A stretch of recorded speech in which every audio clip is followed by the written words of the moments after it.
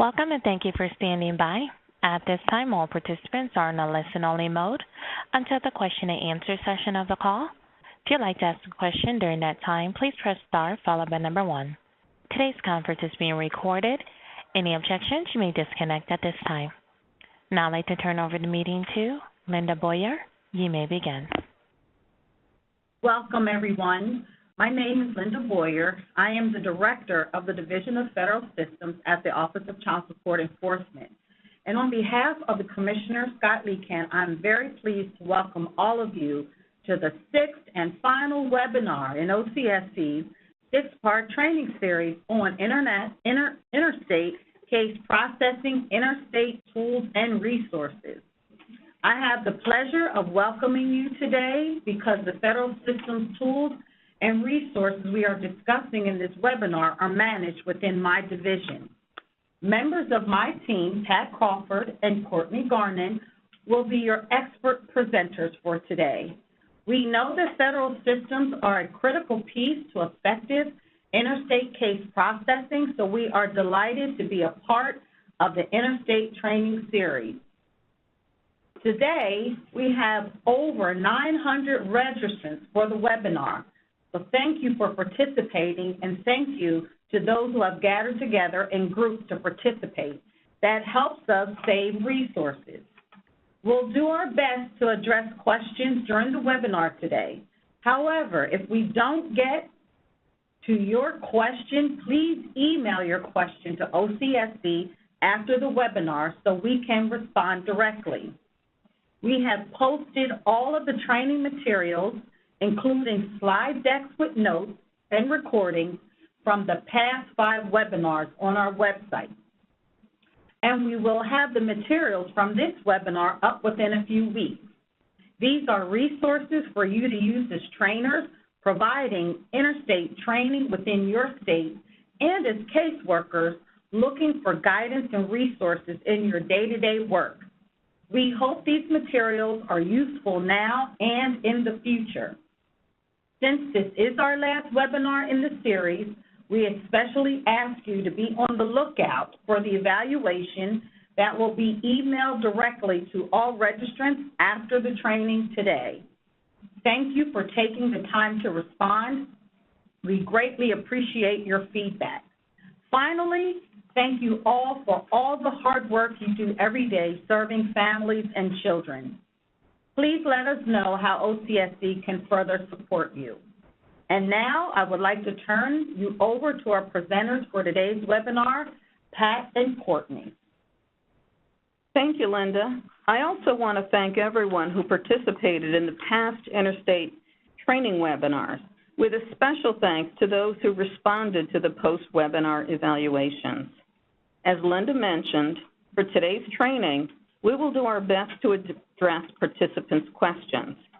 If you have a question that is not answered today, you'll be able to submit a question directly to OCSE after the webinar on the email address listed on the final slide, and OCSE will respond. This will also help us if we need to get clarification on a question. Okay, without further ado, welcome to OCSE's Interstate Tools and Resources training. This training covers how caseworkers can utilize the available interstate tools from OCSE to process cases more effectively and efficiently. There are 6 training modules in the Interstate Case Processing training series. To date, we have completed both Interstate 101 and Interstate 201 with basic materials on the laws and processes for interstate cases, interstate case scenarios, interstate payment processing, and interstate case closure. This final session will cover OCSE's interstate tools and resources.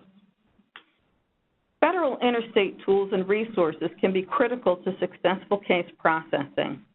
Caseworkers use them seamlessly in their work every day, but not all states use all the tools or use them in the same way. When OCSE does interstate training, we often refer to these tools because they are so integral to the work. Now, in this presentation, we have the opportunity to delve into these critical resources in greater detail. We will begin by looking at the Child Support Enforcement Network, or CSENet.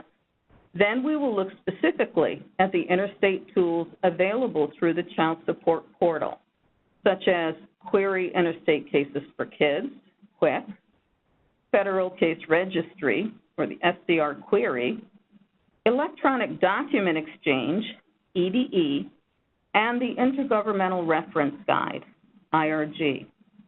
We'll also have 2 question and answer sessions during the presentation and 1 more at the end. You will be able to ask your questions on the phone, or you can type your questions in the Q&A box on the WebEx at any time. As we've noted in earlier trainings, when we refer to a state, we're talking about the State Child Support Agency. Let's begin with the Child Support Enforcement Network.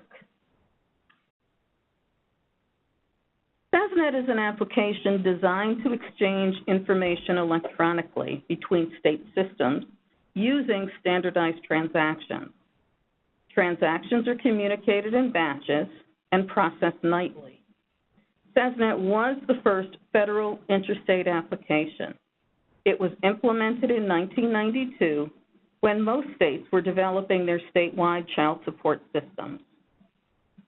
The CSENet application was created to support the case actions and information sharing represented on the intergovernmental forms in use at the time. A transaction, which is a combination of functional type code, action code, and action reason code, was created for every discrete activity on each of the transmittal forms. In addition to specific code combinations, certain pieces of information were required to be included in the transaction in order for states to find the information necessary for taking next actions to either open or work the case. For example, the transmittal 1 request to establish a support order would have a specific combination of codes. Each business action would have a unique combination in order to be consistent with the standardized format. CSENet requires coding in each statewide system. Coding must be done in the CSENet standard transaction layout on all outbound transactions. For every outbound transaction, states must also code to receive the inbound transactions from other states. Transactions may be system-generated or manually generated by workers. Generally, older statewide systems require much more manual effort by workers to build transactions. The more modern systems include more automation in the background, so workers don't need to be as involved in generating transactions. The absence or presence of information is a trigger for the system to create the outbound transaction. CSENet was planned as a component of the statewide system, with federal OCSE requiring some CSENet activity be demonstrated as part of the state system certification process. The level of automation and transaction processing varied greatly as state systems were being certified. More information on using the CSENet application and coding for each transaction can be found on the OCSE website at the URL noted on the slide. A CSENet transaction is simply a series of data blocks containing information in a prescribed format. Some transactions consist of many data blocks in order to provide all the information needed to complete a communication. There are approximately 200 CSENet transactions with differing requirements to convey information or request assistance. The different types of transactions are separated into the 7 different functional areas listed on the slide. The LO1 or quick locate transactions are used to locate non-custodial parents or custodial parents. These transactions request locate information in the responding state system, as well as requesting that the state system perform electronic locate requests to all the internal state locate resources. Information is returned to requesting states as it is received from responding states. The CSI, or case status information transactions, are requests sent to other states requesting all case information the receiving states have for specific cases. The state systems respond by providing all of the case data in the system. This type of transaction can also be used to request information on non-4D cases.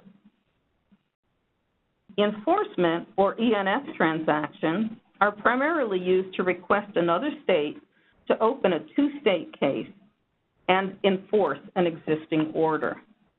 The order and any other supporting documents would need to be sent to the other state through EDE, mail, or fax. The MSC, or Managing State Cases transactions, are the highest volume of CSENet transactions exchanged today. Transactions in the MSC function can be used to request or provide status on open cases, often without worker intervention. They can also be used to share case closure, interest, and arrears information on interstate cases. The PAT, or paternity establishment transactions, are used to request responding states to establish paternity and work the case as a two-state interstate case. This normally includes establishing and enforcing an order. The EST, or establishment transactions, are used to request that another state establish a support order. As with enforcement transactions, supporting documents would need to be sent by email, by EDE, email, or fax. EDE, mail, or fax. The collection, or COL transactions, are used to convey submission for federal tax refund offsets and federal tax refund offset collections. Approximately 80% of all CSENet activity is in the locate and managing state cases functional areas. Locate remains valuable to states for its fast response and the potential for information from in-state resources.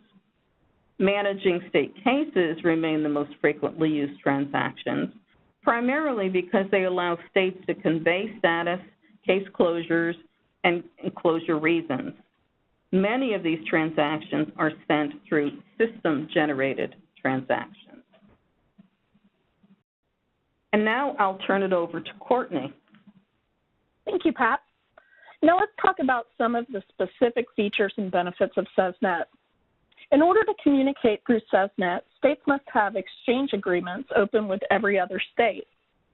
Establishing exchange agreements used to be a formal process involving written agreements between states. Now an exchange agreement is simply a verbal agreement between two states. States wishing to open communications notify OCSE's portal help desk that they're willing to exchange transactions with each other for a specific function. A separate exchange agreement must be open for each of the 7 functional areas we discussed on the previous slide. Once the OCSE portal help desk is notified, OCSE's technical staff open communications between the states for the functions they have agreed to share.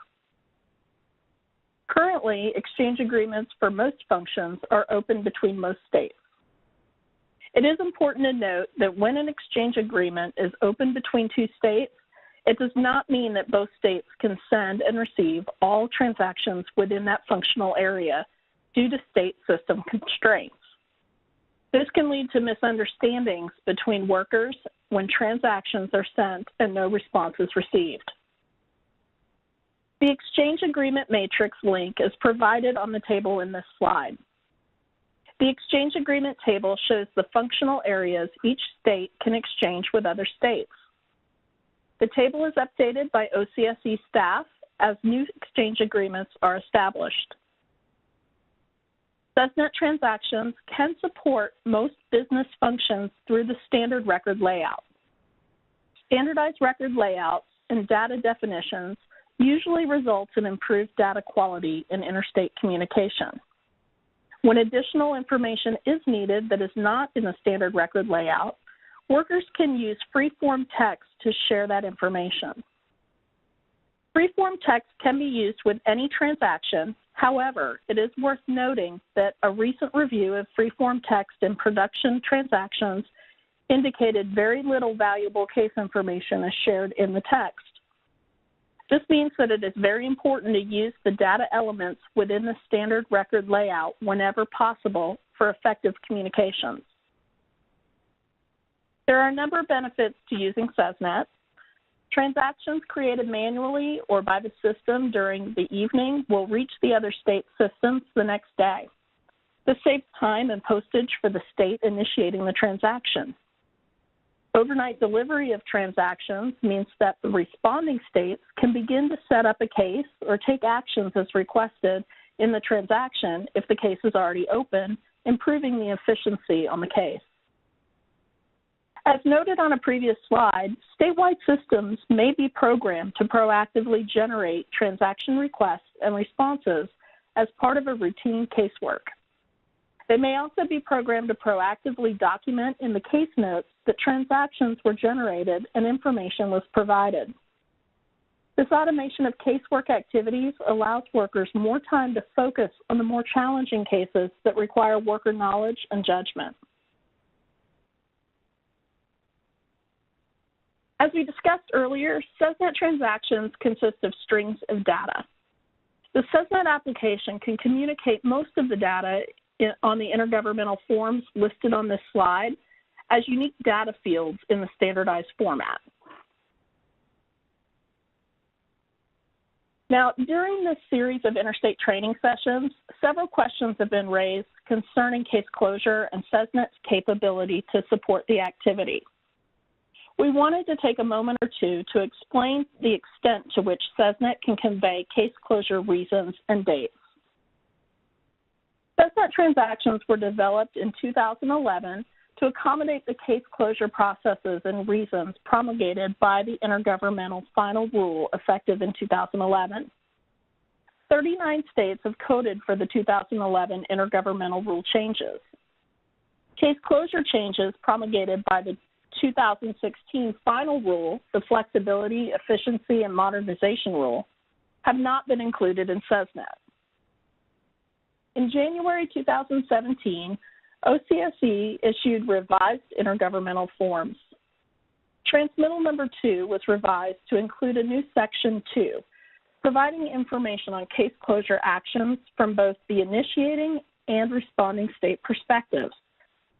These revisions provide space for states to provide the reasons for case closure and to communicate information related to the closure. To convey any of the newer case closure reasons, we recommend using the Transmittal 2 and then sending that form through the Electronic Document Exchange or EDE application that will be discussed later in the training. Mailing or faxing the form is recommended if EDE is not an option in your state. Now, as we have in previous webinars, we'll use live polling during this training where we'll ask you to respond to questions and scenarios. Possible responses will appear on the right side of your screen. If you're viewing the slides in full screen mode, you may want to exit the full screen so you can view the poll and the scenario. You might notice a timer above the question with a 5-minute maximum for responses. This is a program default which cannot be changed. We will give you a maximum of 2 minutes for each question, and when we see that most of you have responded, we'll close the poll. Here's the first polling question. Is the statement true or false? You can attach intergovernmental forms to CSENet transactions. The poll is now open. Select your response by clicking on the button next to the answer you believe is most appropriate, and then click Submit. If you're listening as a group, provide the most popular answer in your group. After you've responded, we'll discuss each response. We'll be able to see how many people selected each response, but your responses are anonymous.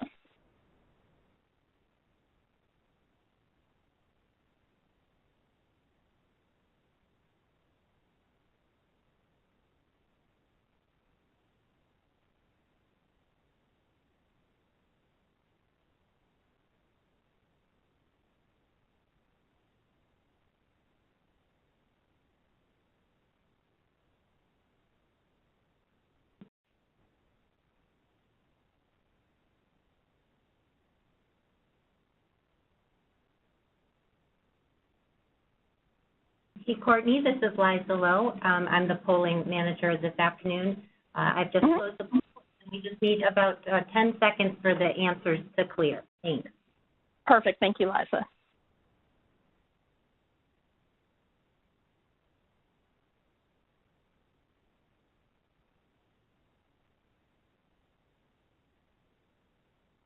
All right. It looks like we've received the responses, and it looks like most of you answered B, false, and that is correct. This statement is false. CSENet provides information that is included on the intergovernmental forms as a transaction or a string of data. The application does not provide images of the intergovernmental forms themselves or allow the forms to be attached. Before we move on to the Child Support Portal, are there any questions? Remember that you can submit questions using the Q&A box or over the phone. I'll ask the operator to please open the phone lines now.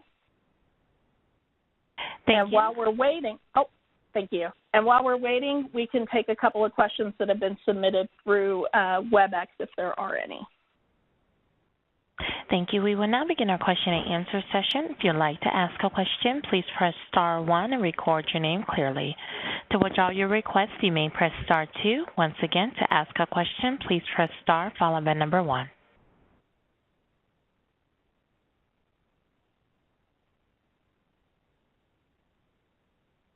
Okay, and I am not seeing any questions on the, I do see a question.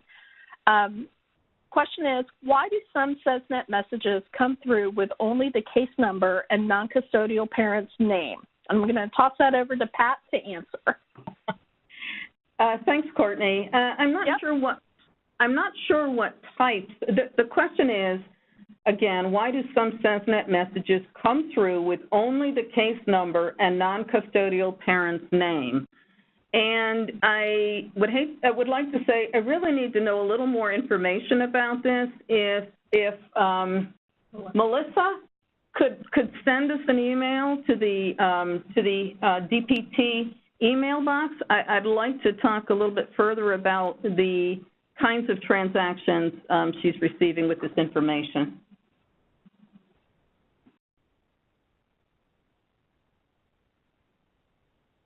Okay, I see another question here. May we ask, why is the attachment option available if we can't use it? Pat? The attachment, okay. In a CSENet transaction, there is an indicator as to whether or not there is going to be an attachment. The attachment is not in the application itself. What it really means is that, yes, the state who initiated the transaction is going to be following up with documents through mail or EDE. Okay.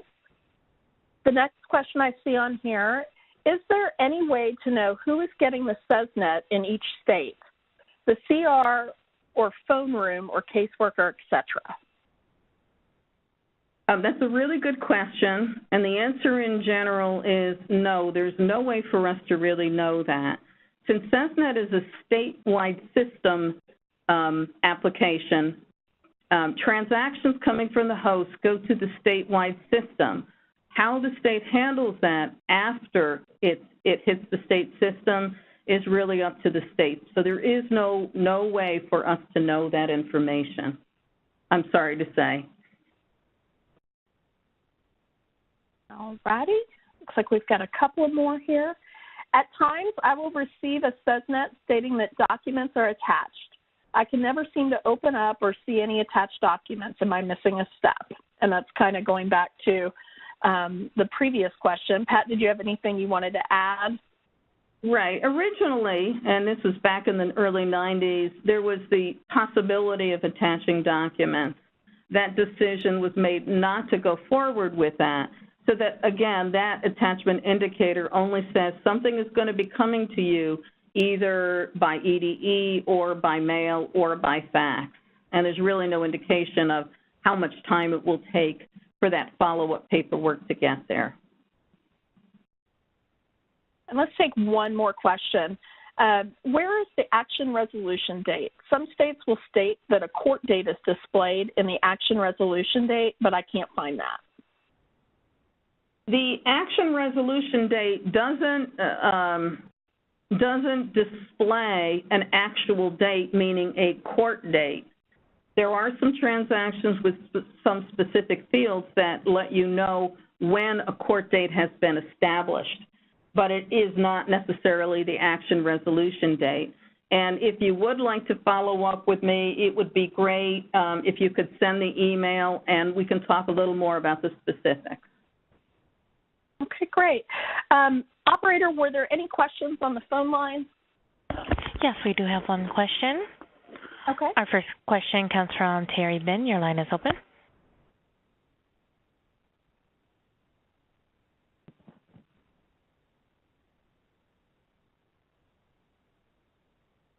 Terry, you may be on mute.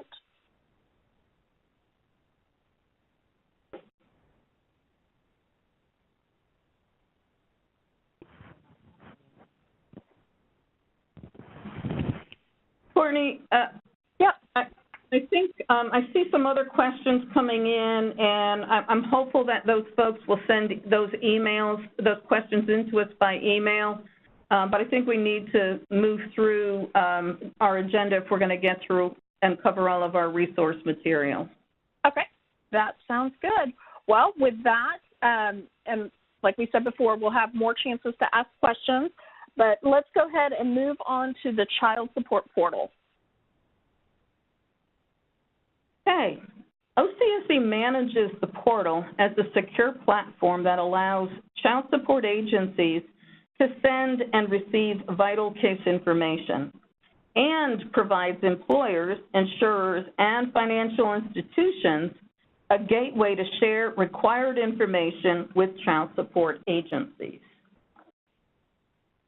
There are 4 interstate applications that are useful in managing interstate cases, and we'll be going into each of them in detail today. They are QUIC, FCR Query, EDE, and the IRG.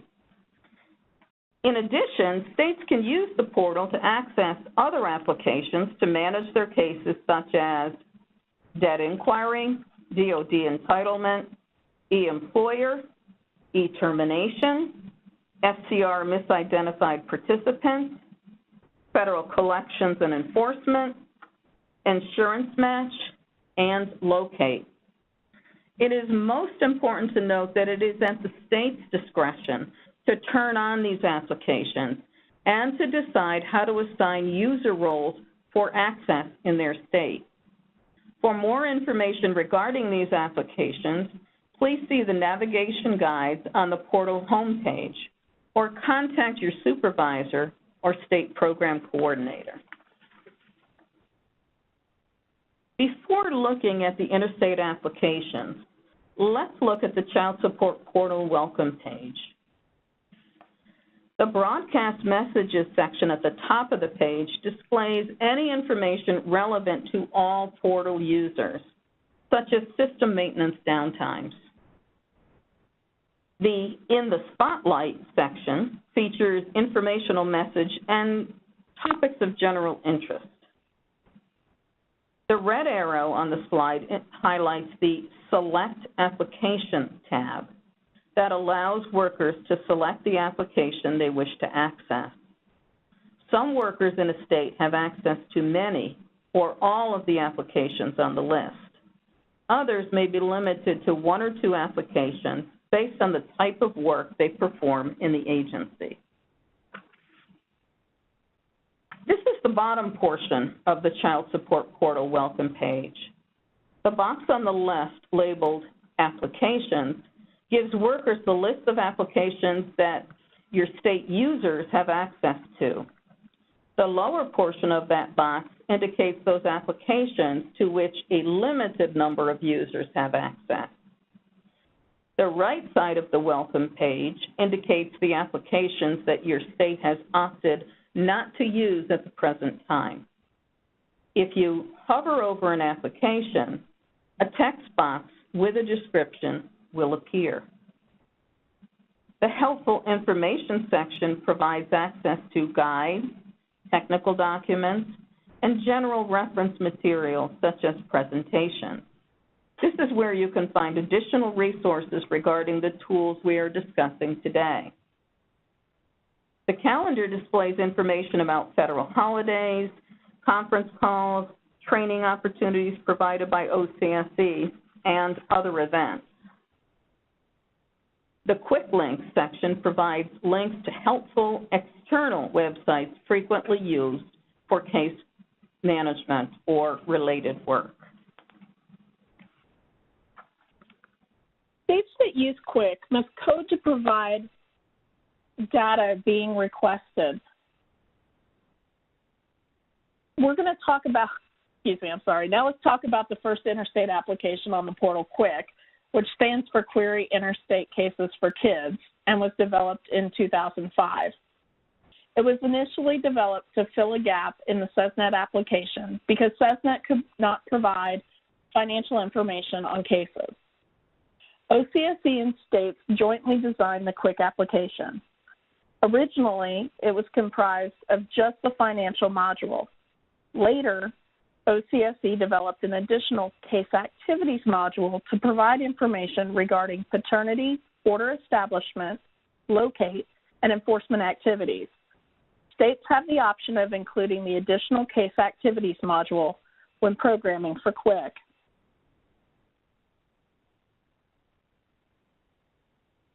Next slide, please.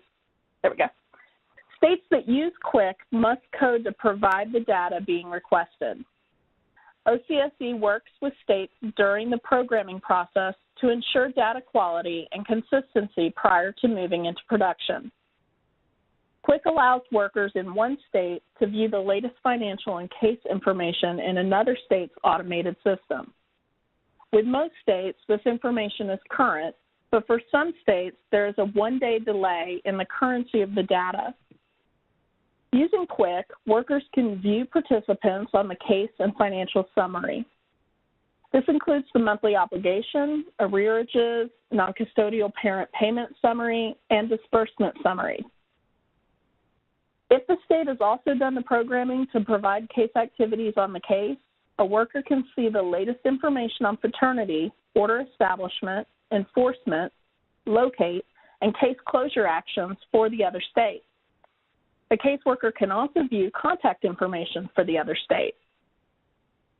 The Quick application provides links to the IRG and the EDE applications, which we'll cover later in this training, on the pages for easy access.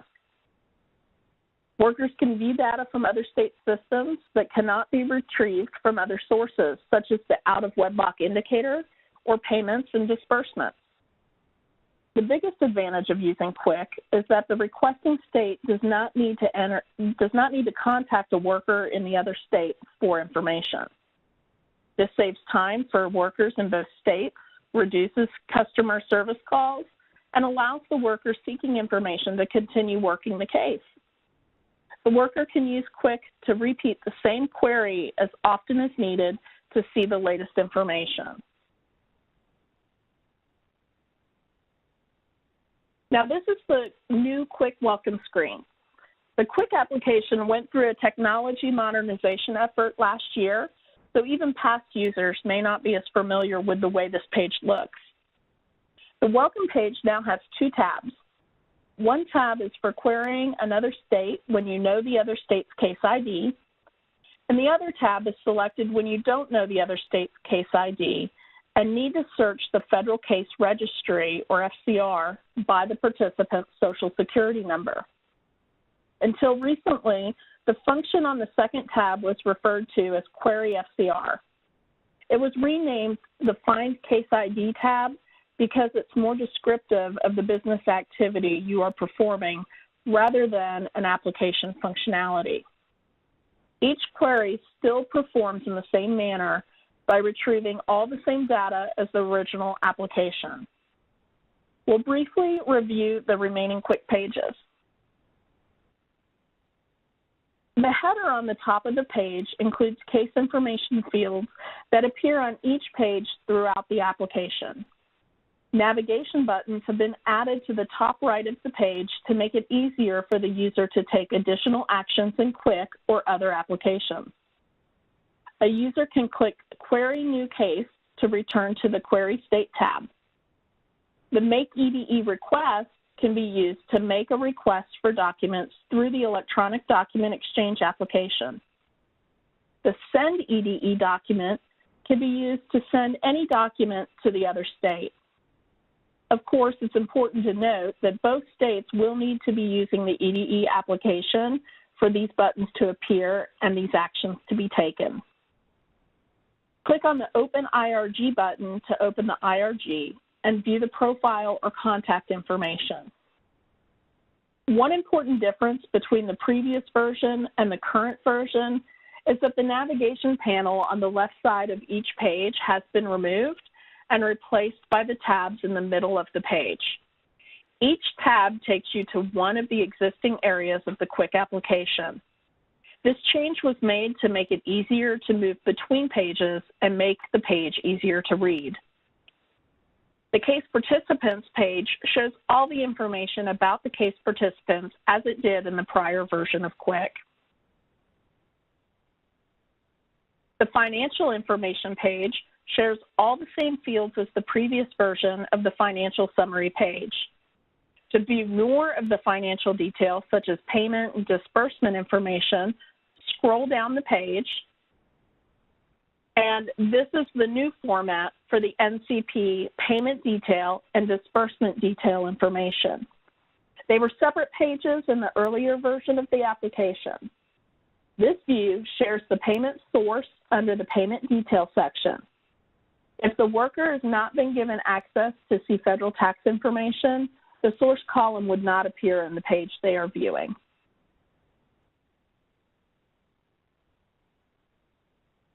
And I'm going to turn it over to Pat. The Case Activities Summary tab displays all the case activities available on this case. Users can sort or filter results by date of activity, activity type, or by selecting one of the options in the Filter By drop-down box to narrow down the activities they are looking for. The last page is the contact information. This displays the contact for the case provided by the state. However, in many cases, this person may not be the caseworker assigned to the case. It could be a contact for the Customer Services Center, a team, or some other contact provided by the state. This map illustrates the current Quick participating states. There are 47 states that have coded for the application. The majority of states have coded for both the financial and case activities modules. 13 states are programmed for only the financial information, and one state is in the process of programming for both applications. This map can be found at the URL displayed on this slide.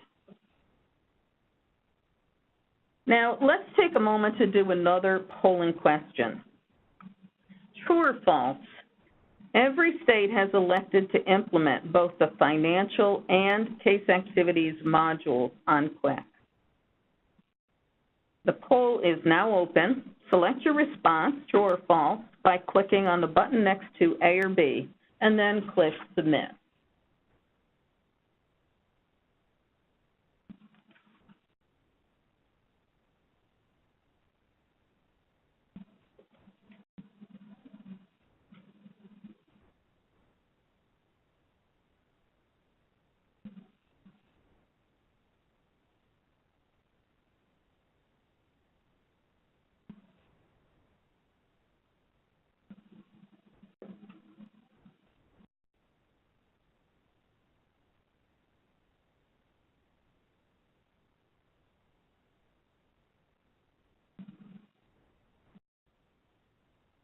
that, I've just closed the poll, and we'll wait for the responses to clear. Great. Thanks, Liza.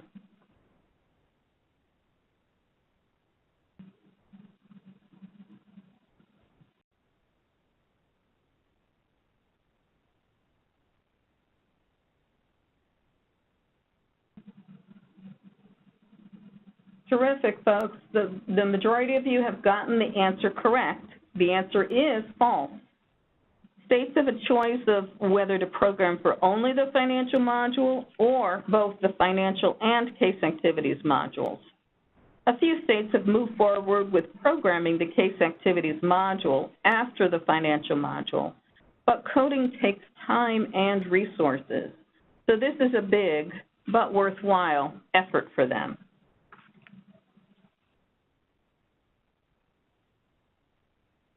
Now we'll move on to our next application on the Child Support Portal, the Federal Case Registry, or FCR Query. The Federal Case Registry is a national database that contains case and participant information from all child support agencies. The FCR Query application provides a way for users to view information directly from the FCR, even if they do not have that case or participant registered on the FCR in their state. This feature is what makes the application more robust than the FCR search options that are available through the QUIC and EDE applications, which only display data if the participant is registered on the FCR in the user state. This is why the FCR Query application is such an effective tool to use during the case initiation process. FCR Query also allows you to access participant and case information from states that are not utilizing the QUIC application. FCR Query provides a way for you to obtain another state's case ID and other information, ensuring effective interstate communication, especially through electronic methods. By using the FCR Query, you're able to confirm the status of your participant or case on the FCR, determine whether your participant has a verified Social Security number, identify participants reported as deceased, and identify cases and orders with your participant in other states. The FCR Query allows you to search for information by either the Social Security number or the case ID. This slide shows an example of the results of the case search on the FCR Query. As you can see, both the case information and the participant results for each party associated with the case are included. Anytime you see a hyperlink in the portal, you can click on it to reveal more information. It is important to note that the FCR Query does not display information for any participant associated with family violence. Before moving on to the next application, let's try another polling question. True or false? The FCR Query application will display information for a case participant associated with family violence as long as the case is located in your state. The poll is now open. Select your response by clicking the button next to A or B, and then click Submit.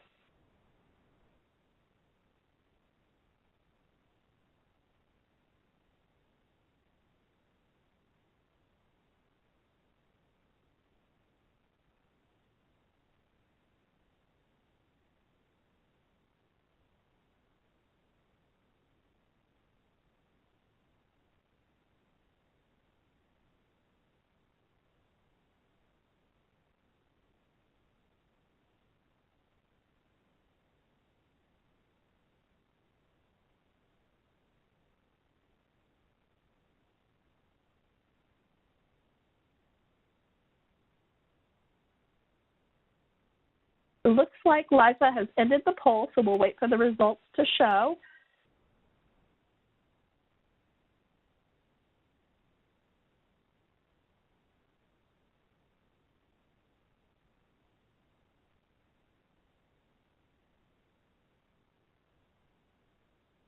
All right, it looks like most of you got the correct answer. Most of you answered false. The FCR Query blocks the name of participants associated with family violence on all their cases, regardless of which state set the family violence indicator or the FBI.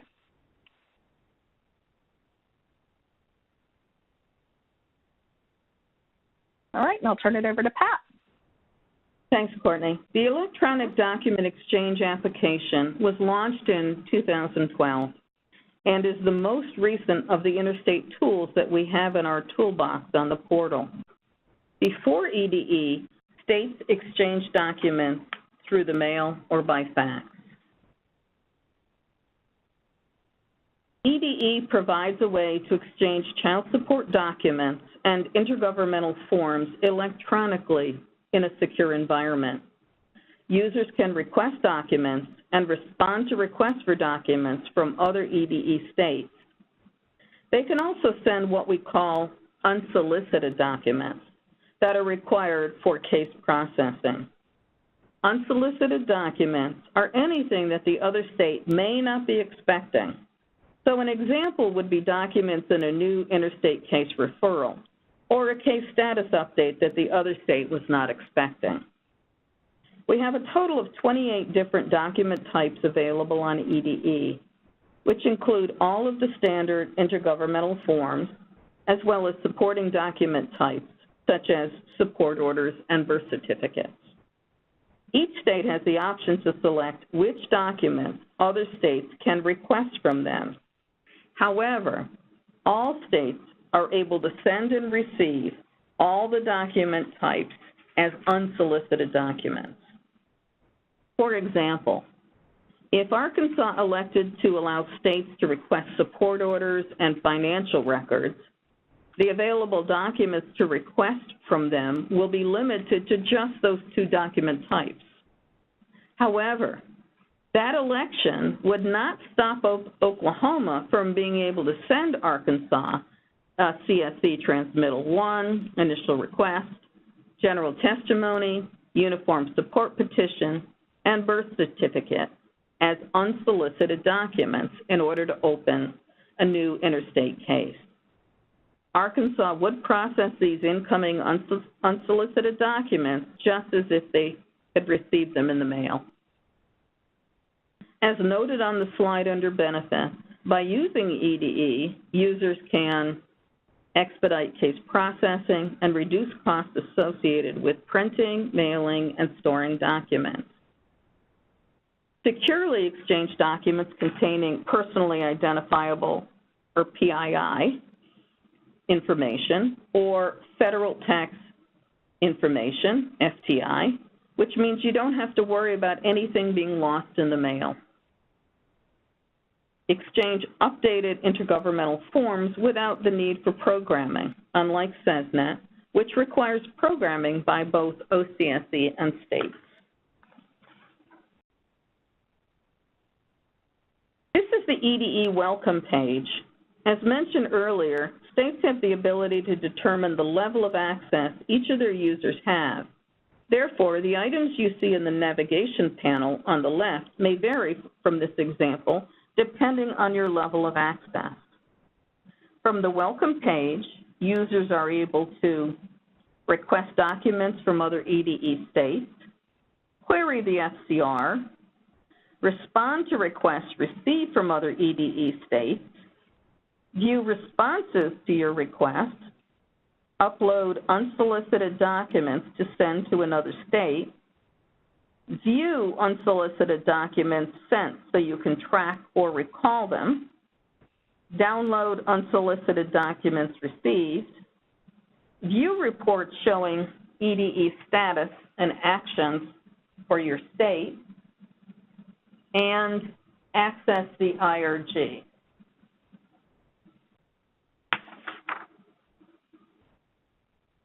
This is a list of the 13 intergovernmental form types that are available to be exchanged through EDE. As you can see, we have updated EDE to include all of the current document names.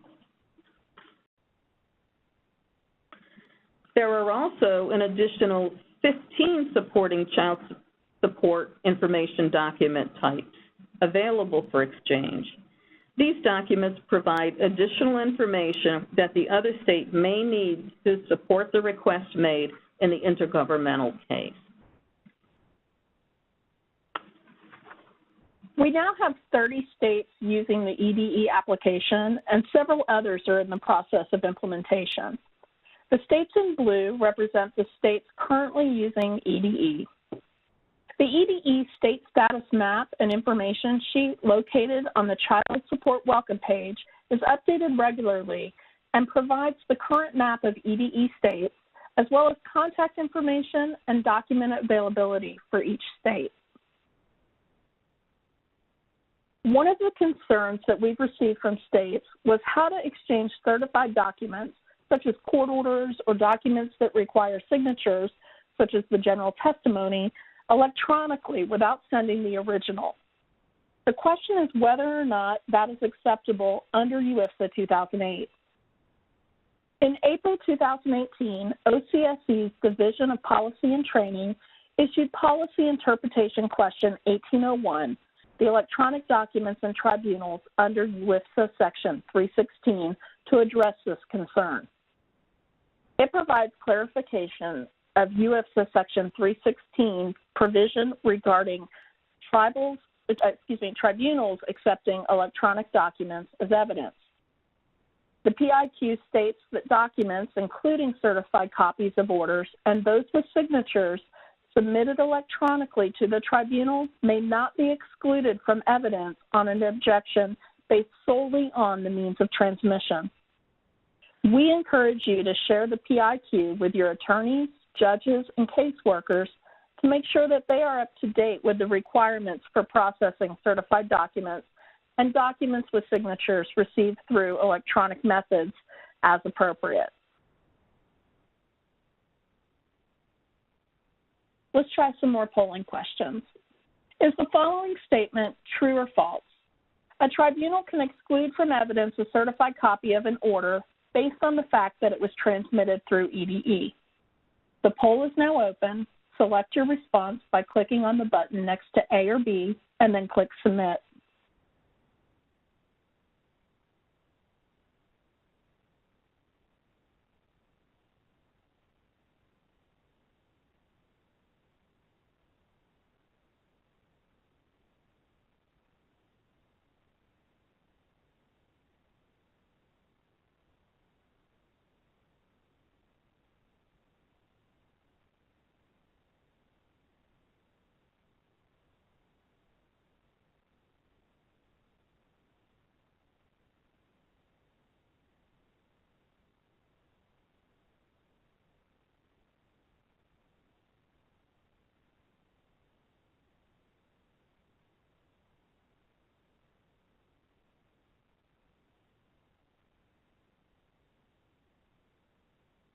Okay, it looks like the poll is ended, so we'll just wait for the responses to show up.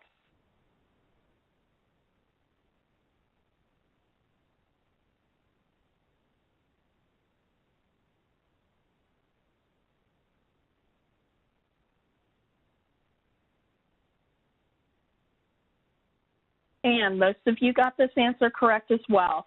The correct answer is false. Per PIQ 1801, with respect to documentary evidence, Section 316E of UIFSA establishes a special rule for interstate child support cases requiring that original records from outside the state transmitted electronically to the tribunal may not be excluded from evidence on an objection based solely on the means of transmission. This rule includes original signatures as part of the original record. We'll do another polling question. Is the following statement true or false? A state that has implemented EDE is able to receive all 28 different document types from any EDE state and must process those documents in accordance with interstate policy when received. The poll is now open. Select your response by clicking the button next to A or B, and then click Submit.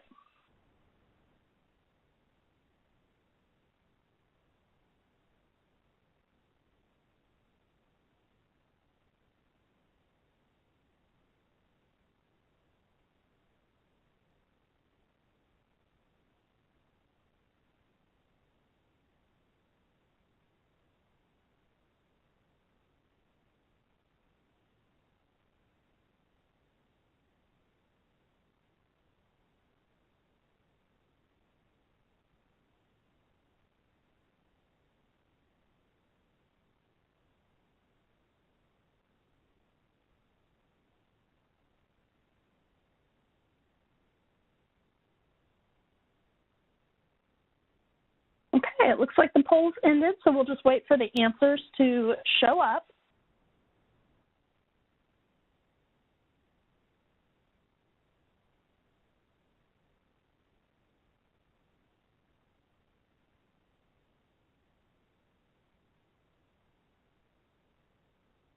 All right, good job, guys. It looks like most of you did get the correct answer.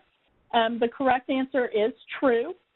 Although states have the option of limiting which documents they are able to provide upon request, they are not able to limit what type of documents other states can send to them.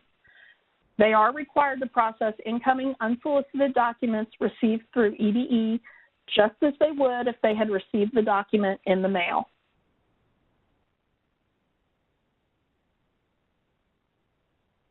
All right, and I'll turn it over to Pat.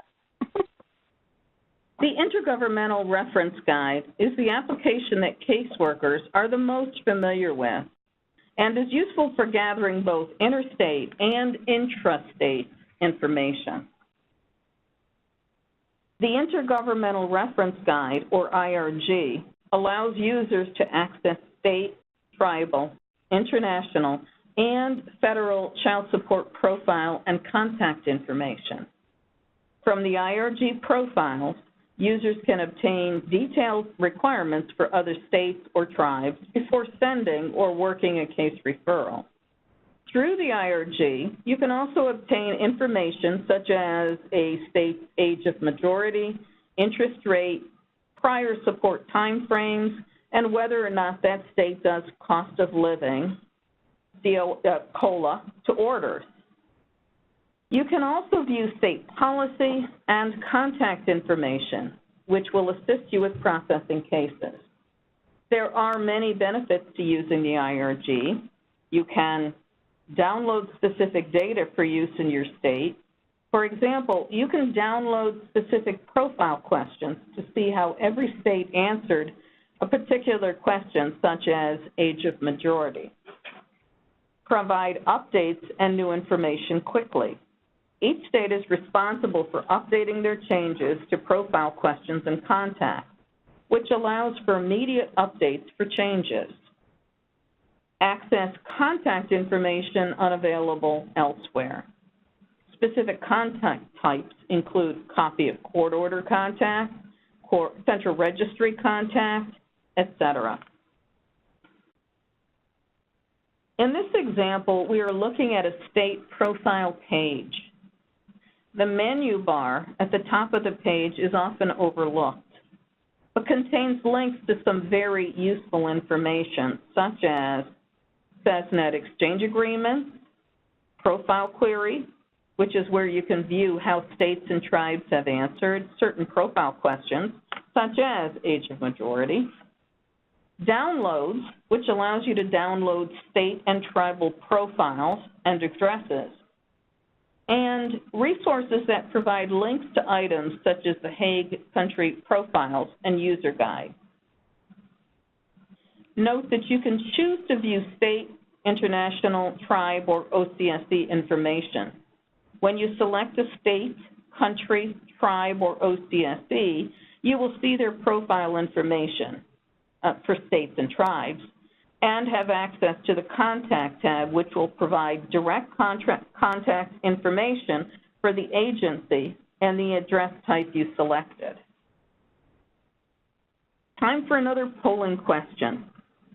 Is the following statement true or false? The IRG contains information about a state's age of majority. The poll is now open. Select your response by clicking on the button next to A or B, and then click Submit.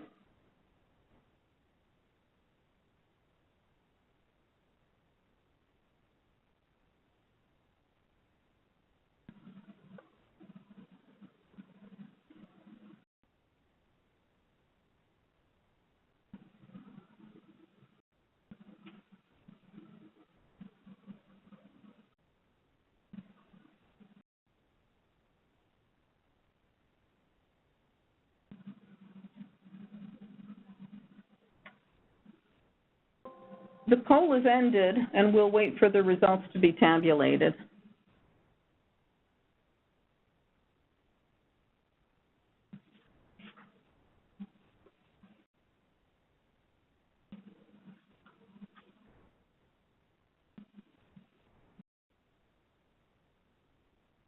Excellent. You're right. The majority of folks have answered that that statement is true. The age of majority can be found in Section D, age of majority, in the profile section of the IRG. Before we move on to a few scenarios covering interstate tools, are there any questions? Remember that you can submit questions using the Q&A box or over the phone. Operator, would you please open the phone lines?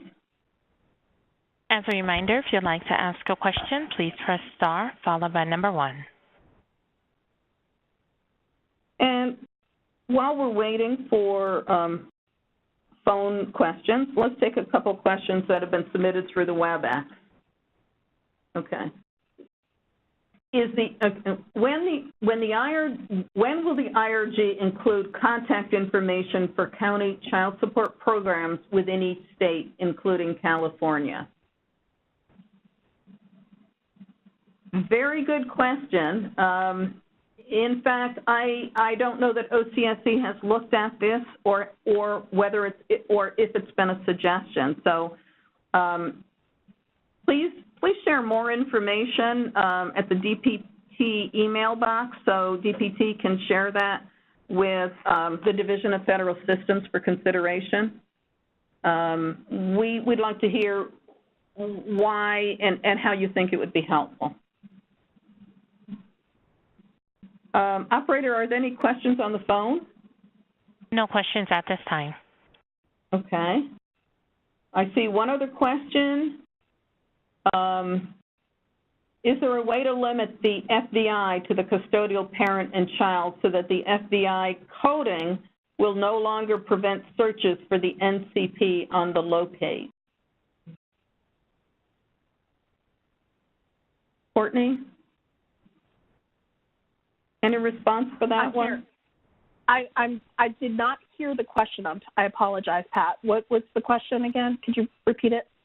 Sure. Is there a way to limit the FBI to the custodial parent and child so that the FBI coding will no longer prevent searches for the NCP on the locate? And Courtney, I thought FB was noted at the participant level and not at the case level. It is. So, for instance, when you put an FBI on a participant, it's going to carry over to all of the cases that participant is attached to. So, for instance, if that custodial parent on your case has requested that, that they've indicated that they're a victim of family violence and they've asked for the family violence indicator to be placed on them, if they happen to be a non-custodial parent in another case somewhere else in a different state or anything like that, that family violence indicator is attached to that participant and will carry over to that case as well, and it will block them from the FCR from sharing that information. At this time, we are not able to separate that out on our end, and so no, that's why we really suggest when you are placing the family violence indicator on a participant, make sure that you're placing it on the correct participant, and also make sure that you are reviewing those family violence indicators on a regular basis to see if they're still needed, because it not only affects cases in your state, but also other states as well. Thank you, Courtney. I see a number of questions coming in, and we probably have others on the phone as well. But for now, I think we're going to hold off on any more questions, and we're going to continue moving through our session, just to make sure we get through all of our information and slides. So, Courtney? All right. Thank you. All right. You're welcome. Thank you, Pat. So next, we're going to put what we've learned into practice with a few scenarios. We're going to use real state names in the scenarios to help with our discussion, but they are randomly chosen and do not reflect what a particular state may actually do. In our first scenario, Clarice, the custodial parent, is in Illinois and has come to your child support office in Illinois and says she needs child support for her 2 children. The non-custodial parent, Howard, lives in Montana. They lived in Hawaii when they separated, but Clarice isn't sure if there was ever a child support order. Whenever a child support agency receives an application for services, an important first step is to analyze and research the case. Before taking action on the case, it's critical to know if there was ever a child support order issued or if any other state has a case for these parties. To start your research to see if there's a possible child support order, you might be able to access information on the child support order through any of the following applications except A, the IRG, B, the FCR Query, C, Quick, or D, CSENet. The poll is now open. Select the response you believe is correct, and then click Submit, and then we'll discuss the answers.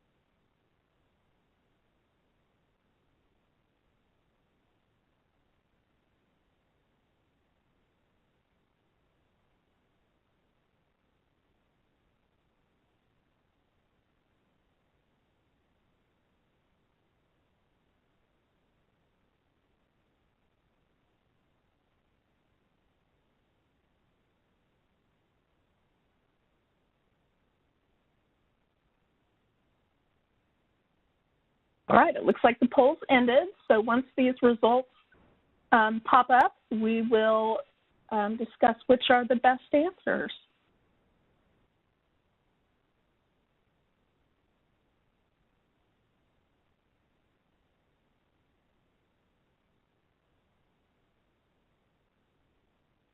All right, it looks like the majority of you that answered did get the correct answer, which is A, the IRG. The IRG would not be the best tool because you cannot view specific case or court order information from this application. Remember, the IRG is a resource for general policy, program, and contact information for a state or a tribe. An FCR query can locate any cases on the FCR to your participants and will indicate whether or not there is a support order for that case. You can also use Quick to view case information as long as both states are on Quick. CSENet is a great mechanism to receive and request support order information as well. If you learn that an order for an order or child support case exists, you will most likely have to contact the other state's caseworker or central registry for specific information and a copy of any order that was issued. Doing these searches before determining the appropriate action on a case can prevent potential problems. You do not want to establish an order when one already exists or enforce an order when another state is already enforcing the same order. Let's continue to work with this scenario. In doing research on the case, Illinois finds out that Hawaii did in fact issue an order. Which of these federal tools can be used to request a certified copy of the order, assuming both states have implemented them all? A, IRG, B, EDE, C, FCR Query, and D, Quick. The poll is now open. Select the response you believe is correct, and then click Submit.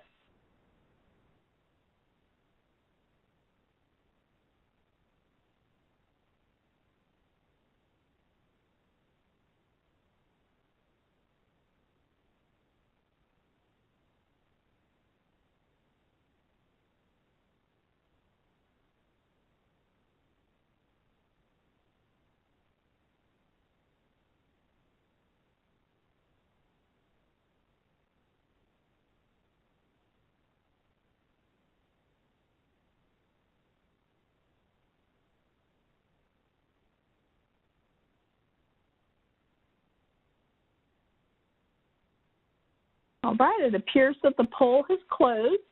So once we receive the answers, we will discuss the best answer for this question.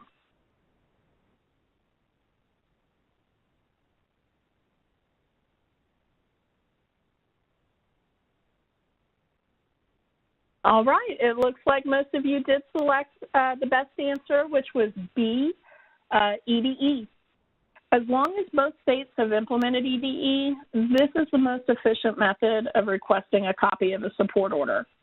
The IRG, FCR Query, and Quick are only inquiry tools, so there's no way to request an order directly from those applications. However, the IRG and sometimes Quick do have contact information, so you could use that information to make a phone call to get a copy of the order. Now that Illinois has a copy of the Hawaii order, they would like to refer the interstate case to Montana for enforcement of the Hawaii order. Which federal interstate tool can Illinois use to look up the forms and information Montana requires? A, Quick, B, EDE, C, FCR Query, or D, IRG. The poll is now open. Select the response you believe is correct, and then click Submit, and we'll discuss it.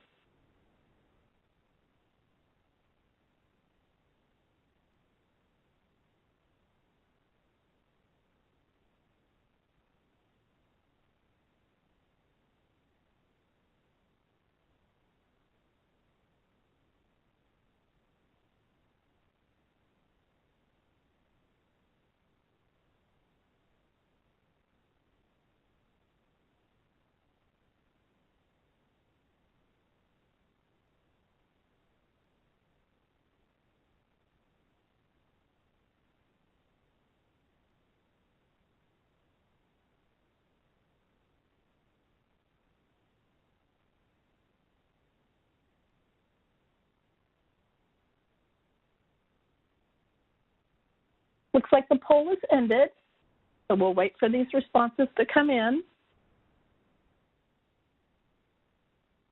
Do you have a question on the phone? Okay. First question comes from Vershawn Frank. Your line is open. Oh, my question had to deal with the previous stuff, not the new stuff. It was on the previous session when we were talking about the EDE and Quick and all that, not the new stuff. Okay, go ahead. Since you're already on, go ahead and ask it, and then we'll do the response to the. Okay. Well, I'm calling from Louisiana. Since we're right next door to Texas, we share a lot of the same clients. Is there any information as to when Texas will be on Quick? Right now, Texas has been in the development mode. I know that they were scheduled to implement early 2019, and I believe we are just waiting for the actual date on that. Pat, do you have any other information? I don't. We stay in close touch with Texas as we help them do their coding to make sure their coding is on track and consistent. But I don't have a date yet, and Texas will let us know when they're ready. And I'm sure we'll be posting a broadcast, and we'll be sharing information as soon as we know more from Texas. So the good news is they are in process of coding. Thank you. Mm-hmm. Yeah. Thanks, Pat. And that's a good point. Is when states do come on board, we typically will post something in the spotlight on the portal welcome page. So that's a great place to look for new information of when states implement like EDE or Quick or something like that. All right, let's get back to this polling response. And it looks like most of you did respond correctly, that D, the IRG, is the correct answer for this question. Each state has provided information on what forms and information are needed to proceed with an intergovernmental case in their state. So you can look at that information on the IRG. And Pat, I'll turn it over to you for the next scenario. Okay. In our next scenario, Sarah, our custodial parent, lives in Oklahoma and has applied for child support services there. The non-custodial parent, Robert, lives in Ohio. The custodial parent says that Virginia issued the order, but she lost it moving to Oklahoma. In its case analysis, Oklahoma uses EDE to send us a CSE Transmittal 3, Request for Assistance, Discovery, to Virginia requesting copies of the court order and payment records, since both states are EDE states. The question is Virginia required to cooperate with this request? A, yes. B, no. Select your response and click Submit, please. The poll is now open.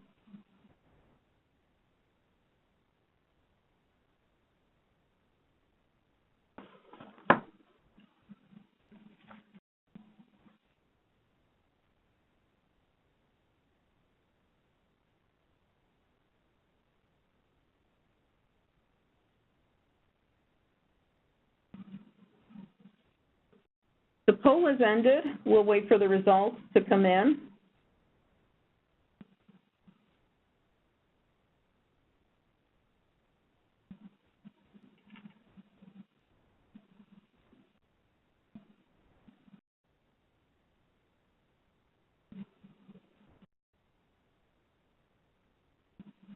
And it looks like, again, the largest number of you did select the right answer, A, yes.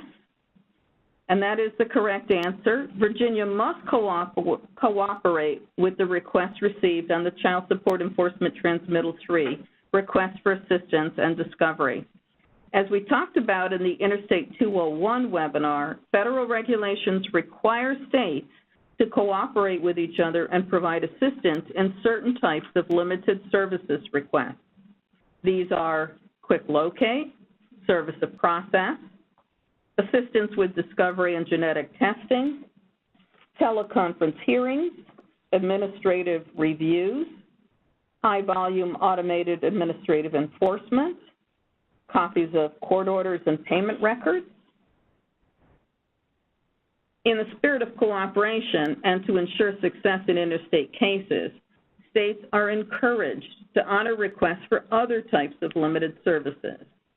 By the way, this request on the Transmittal 3 could also be made through a CSENet transaction or the mail.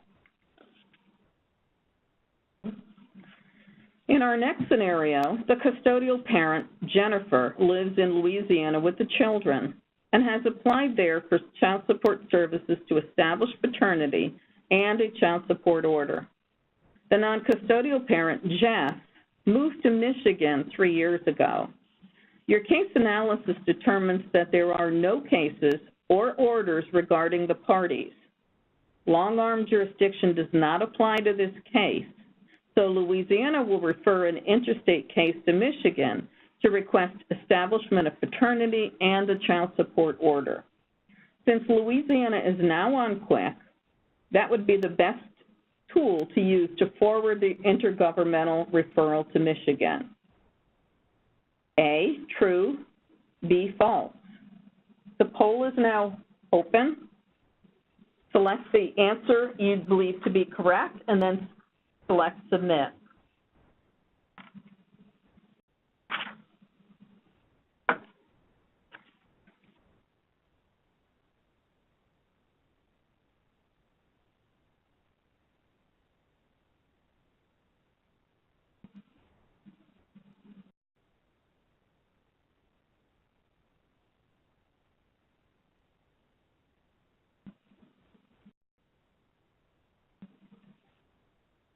The poll is ended, and we'll just wait for the responses.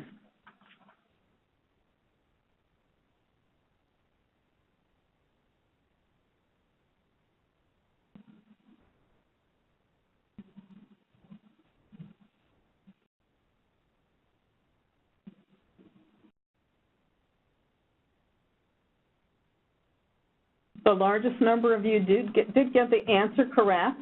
The answer in this case is false. QUIC is a view-only tool. You cannot use QUIC to communicate or exchange documents with another state. The best option would be to use EDE or CSENet to send a request. Please note that if you use CSENet, you will need to send the required forms and supporting documentation using either EDE or regular mail. All right, let's try another scenario. Eric, the custodial parent, and his 3 children live in West Virginia. The non-custodial parent, Marley, lives in Maryland and hasn't made any payments in 6 months. West Virginia has an open case with Maryland to enforce the West Virginia order. The West Virginia caseworker would like to know the status of the enforcement actions. However, Maryland is not yet on Quick. Which federal interstate tool listed below is the most effective method to request case status, assuming both states have implemented them all? A, EDE, B, CSENet, C, IRG, or D, FCR Query. The poll is now open. Select the response you believe is correct, and then click Submit.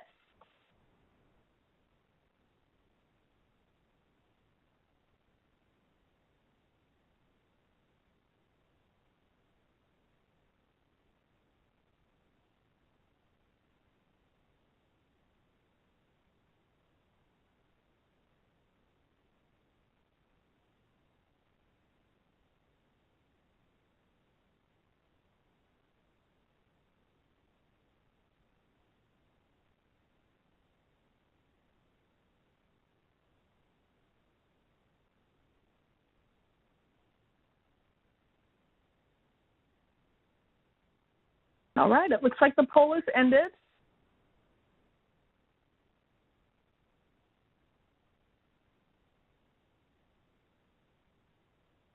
And we're just waiting for the responses to show up. All right, the majority of you that answered did select the correct answer. CSENet is the best answer since both states have implemented it. CSENet allows states to automate CSENet requests and responses and doesn't require the worker to complete a transmittal to form. EDE is the next best option if your state does not have a CSENet exchange agreement with the other state. In order to use EDE to request status, you will need to send the other state a transmittal to requesting status as an unsolicited document. Of course, you can also send the transmittal to by mail. In any case, only choose one method so the other state does not receive multiple requests for the same issue. Now let's move on to our last scenario. The custodial parent, Angela, has applied for services in Kentucky. Kentucky referred the interstate case to Georgia, where the non-custodial parent, John, lives. Angela was receiving payments up until 2 months ago. What would be the best tool for the Kentucky caseworker to find the payment status in Georgia? A, CSENet, B, Quick, C, EDE, or D, FCR Query? The poll is now open. Select the response you believe is correct, and then click Submit.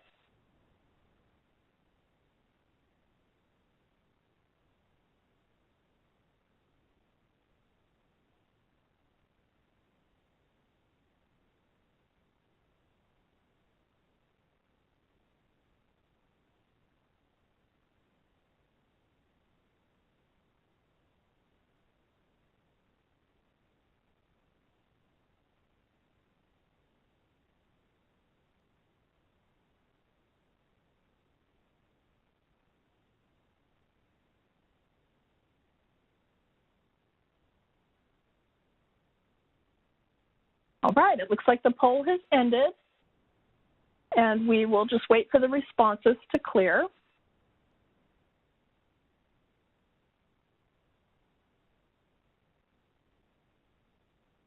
And yes, most of you did get the correct answer. B is Quick. Currently, 47 states participate in Quick. All states that have implemented Quick have coded for the financial module, which includes the financial summary, NCP payment detail, and distribution detail. The financial summary section includes the date and amount of the last payment, current monthly obligation, and arrears balances. The NCP payment detail section includes detailed information about NCP payments, such as the date, amount of payment, and source. The distribution detail section includes detailed information about distributions to the case, such as the date, recipient, and amount of payment. This was the last scenario for this interstate training session.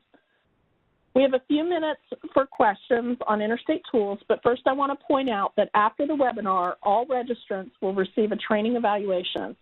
We hope that you'll complete it as your feedback is important to us.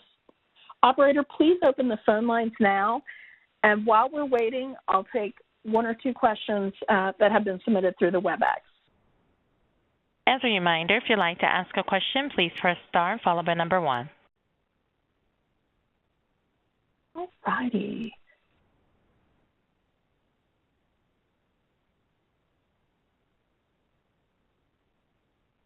Sorry, I'm trying to pull up the question here.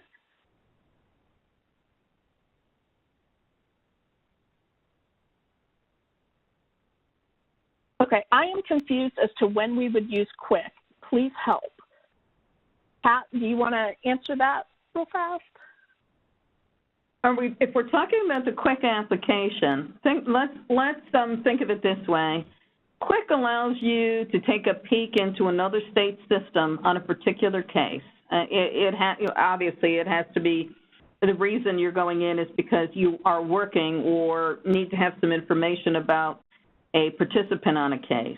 So it really allows you, instead of picking up the phone and having to talk to a worker, it allows you to really take a look into the other state system, look at the financials, look at what the state has done on the case, look at, what intercepts have been done on a case. Is there an order established? Is a medical support order established? All of these, the beginning questions that you ask another caseworker. Now, does it have all of the information? No. But is it a really good starting point? Absolutely. And the best part is you don't have to wait for somebody to answer the phone. You're just looking it up and you're seeing what's in that statewide system. So that's really one of the best ways to look at it. Also, people use it a lot in intake when they first want to see, is there a case anywhere? These are the kinds of things that you use Quick for. And Courtney, I did want to make mention, we do have a number of other questions, and we know we can't get to everybody because we know it's 3:28, and we said this session was ending at 3:30. So we're not trying to ignore your questions. What I would like to suggest to everyone is if you've asked a Q&A on the webinar itself, we can't respond to you. However, if you will repeat your question and send us your contact information to the, I think it's OCSE.dpt at acf.hhs.gov. If you send it there with your contact information, someone will reach out to you, whether it's a policy person or if you're asking about a systems question, someone from DFS will call you back so we can make sure we get to your question. So, we really apologize. We haven't had enough time for all the Q's and A's that we think are out there. Thanks, Pat. So, go ahead, Courtney. Thank you. No, thank you, Pat. I agree. We just wanted to take a minute to thank you so much for participating. Please use the email on this slide to send your additional questions or to provide us with your contact information that, as Pat mentioned, or to request additional training or demos. Also, as a reminder, the training materials from the past webinars in this series are available on the OCSE website. To find the materials on the OCSE website, go to the Child Support Professionals page, scroll down to the training section, and you will see a link to Interstate Case Processing training. And again, thank you very much. I think we're ready to wrap up for today. So thank you all for participating, for asking your questions, and hopefully you've learned a little something from what we've shared, or learned a small detail that you didn't have before. But we do hope this is helpful for you, and especially for new workers. So DPT thanks you very, very much for all of your participation in all of these sessions. And please let us know. We hope they've been helpful to you. And so if you will let us know that on the evaluation form, that would be wonderful. But again, please send your questions to the OCSE.dpt mailbox so we can get back with you. Thanks so much. We appreciate all you're doing in child support. It's not an easy business, but we know so many people are so committed, so thank you. Thank you. Thank you. This concludes today's conference. You may disconnect.